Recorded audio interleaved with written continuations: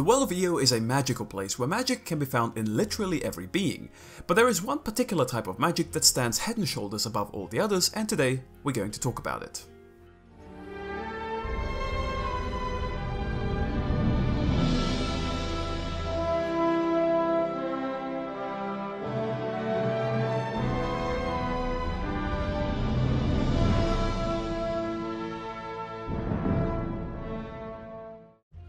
Before I talk about the Archfire, I just want to mention that I'm organizing a SpellForce 1 tournament in which all of you can participate, so if you're interested in playing or just want more info, please join the first link in the description below.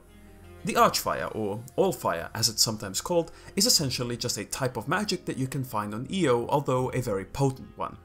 We have a quote from Rowan here in Dragonstorm where he calls it the heart of all magic, so we could assume that it's at least a type of essence out of which other types of magic will later form, but this is somewhat unclear in the grand scheme of things.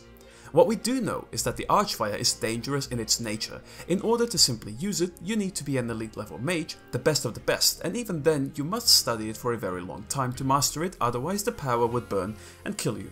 As already mentioned, the Archfire is a part of EO, and we know from sources that it was discovered on Xu, first by the Shapers and later by the Circle in the same spot that is today known as the ruins of the Shapers' city, the Citadel. That being said, beings who have mastered the Archfire also possess the ability to open smaller sources of it if they wish to do so. So now we know what the Archfire is, but what exactly does it do? The simplest way of looking at it would be as a very addictive steroid.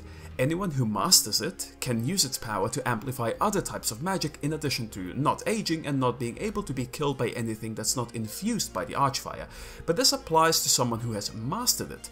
Elite level mages can make use of the Archfire during the process of learning or mastering it, and their abilities will be somewhat enhanced, but they won't get the other benefits mentioned. Those only come with full mastery. Sadly though, something else comes with it too. A hard addiction to the Archfire, which inevitably makes its user crave more and more power. It's pretty much like being a drug addict. At a certain point, anything is worth giving up to satisfy your cravings, even the lives of others, which is exactly what happened to both the Shapers and the Circle mages. Its power can be used for good. The prime example of that are Rowan's portal, though in the end, everyone comes to the conclusion that the power the Archfire can provide just isn't worth it. The risks far outweigh the benefits. This doesn't mean that the Archfire is inherently bad, but it's a power that's beyond the scope of the people of EO, and that's probably how it should stay in the future. We can also see that there are beings who are made of the power of the Archfire, like the Phoenix. Now, we don't know if there are other beings fully made of Archfire exactly like the Phoenix, but we do know that ancient beings like Elder Dragons have a hint of it inside them. But don't confuse this as them mastering it. They have it as an innate trait when they are born, but it's just a small part of them, meaning they can still be killed without it. And finally, there's the question of whether the Archfire is something that came to EO with Aeonia's Seed of Life or whether it was there even before, maybe as a part of the primal elements.